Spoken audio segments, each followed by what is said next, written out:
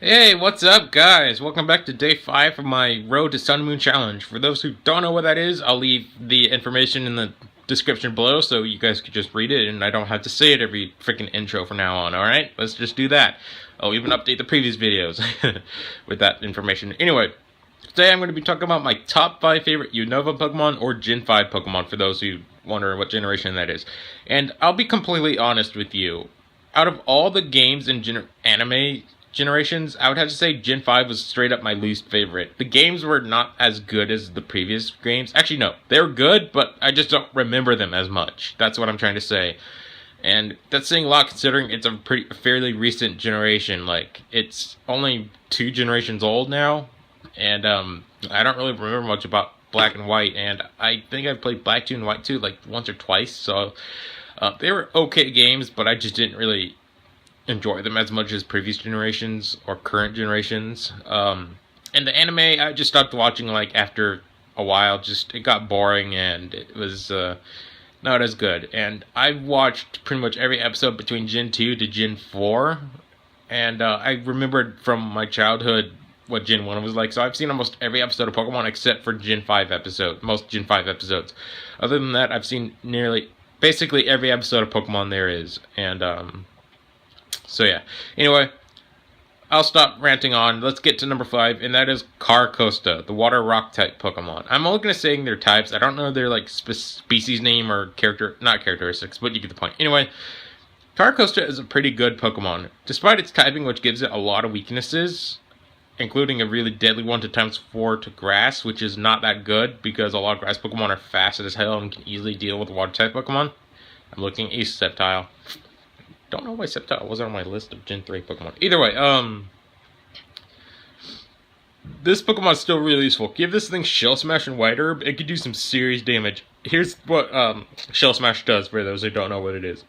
Another good Pokemon that learns this is Cloyster. And yeah, still, Carcosta is a pretty good Pokemon. I love it. I really want to use it more, but thing is, I don't play Gen 5 games all that much, and I think Black and White's the easiest where you could get it. Is the easiest game where you could get it. Other than that, it's just like post game for other Black 2 and White 2, and I don't know where you could get it in other games. Just so Black and White's really the only games you could get it in, really. And I never really play those games myself. I don't even own those games anymore. Actually, I don't know why I don't own them anymore. It's something happened. Anyway, Carcosta does a cool design, and I also like how he's basically the ancestor of all turtle Pokemon, including Squirtle and Torkoal. I think Lapras technically counts, but I think it's like it's different enough from a turtle than it's not really a turtle, but it's like evolved from one because you can see the shell and like some features and stuff like that a turtle would have. Anyway, let's move on to number 4, okay? Alright, number 4 is Crocodile. Crocodile, I mean, just look at this Pokemon. You can easily see why this is number 4. I don't need to explain it. It's just a really powerful Pokemon that learns a lot of great moves, and I love him a lot. I also like his pre-evolution, which for some reason, I forgot the name of. I don't know the name of the middle stage. It's Sandile, then Krokorok or something like that, and then Crocodile. Ground Dark type is a pretty cool type. I think this is the only Pokemon to have that typing so far. And he's just a fierce Pokemon. I've swept the Elite Four with this team, basically. And it's all thanks to its ability Moxie, which is a really good move. Basically what it does is that after defeating a Pokemon, Crocodile's attack stat goes up by a stage, which it is really useful. It stacks up, and just he could deal some serious damage. And I think he can learn he also learns a move that does more damage the more times you use it in a row. So couple that with Moxie, which is that ability, this thing could tear shit apart. Like, it's a powerful Pokemon. The only thing you have to worry about is fighting type Pokemon and water type Pokemon. But even then, he can still deal with them with some moves because he can learn some pretty good coverage moves as well. And at some point, he can even learn like moves like Outrage, which is insane. This thing is just a powerhouse, and I always use it on my team, no matter what. It's personally one of my favorite ground type Pokemon, and it's the reason why ground types are one of my favorite typings. Honestly, I don't know why this thing's on the list, so low on the list. I wish I put it higher up, but there are reasons why the next 3 Pokemon I like more than this. let me rephrase that. There are more reasons why I like the other 3 Pokemon on this list than Crocodile. Other than that, though, seriously, if you have the chance to catch a Sandile, use this Behemoth. It is a fantastic Pokemon, especially with Moxie. Get it with Moxie. Intimidate's good, but Moxie's even better. Ghost-type Pokemon I like a lot more than any other, besides Gengar himself, that is. And that is Chandelure. Chandelure is a fantastic Pokemon. Ghost Fire is one of the best typings there is. It has a lot of good coverage, and sure, it has some weaknesses, but it could deal with those pretty easily with coverage moves. Specifically, Chandelure can learn moves such as Energy Ball, which can easily deal with Water-type Pokemon, and Ground-type Pokemon, as a matter of fact, and Rock-type Pokemon, so it can pretty much deal with almost all of its weaknesses with just that move. And it can learn other moves like Shadow Ball, Thunderbolt, Flamethrower, and just a lot of other great coverage moves. This thing is a pretty decent Pokemon, and it's also the ace Pokemon of the one of the Elite Four members of the Unova region, which I kind of forgot her name. Here she is right here in her name. I honestly can't pronounce that for the life of me, so sorry for that, yo. But Chandelure is just a freaking creepy Pokemon also, because it states this Pokemon searches for souls and burns the souls out of its victims. Basically, it comes up to people and uses the flames on its head to burn the soul out of the person, leaving nothing more than a husk, which is really creepy and really weird at the same time. That is just a really weird entry, but it's still a really cool Pokemon, and hey, it's almost Halloween, so yeah, I guess today's the Halloween episode. No, just kidding.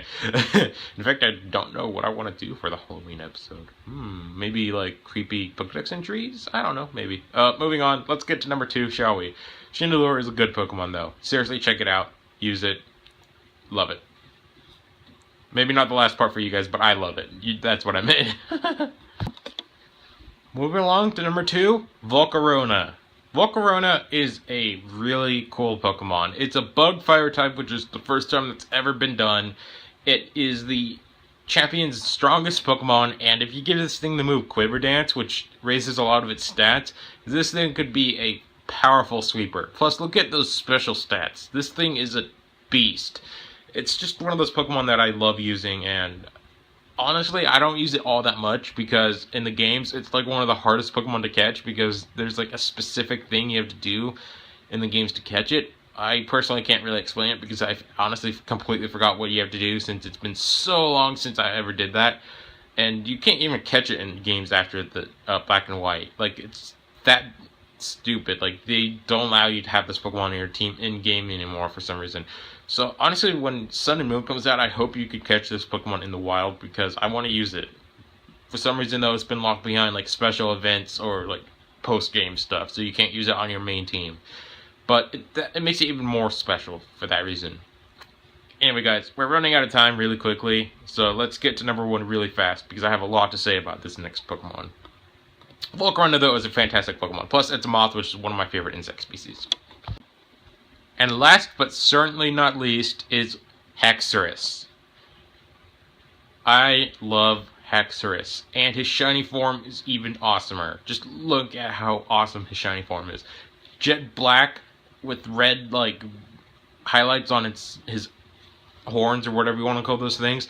He is a powerhouse. This thing with Dragon Dance or Swords Dance could just rip through any opponent.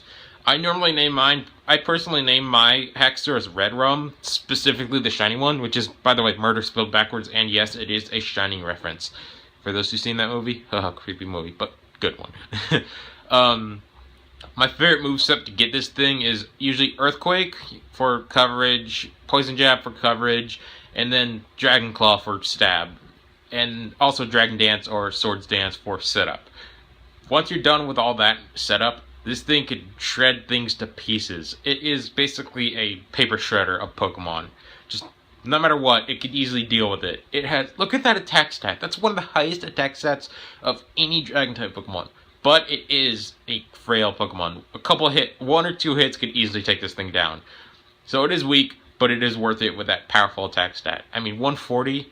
Are you kidding me? Anyway, guys, that's it for this list. I'll see you guys for my Gen 6 list coming up soon. So thanks for watching, and I'll see you guys next time.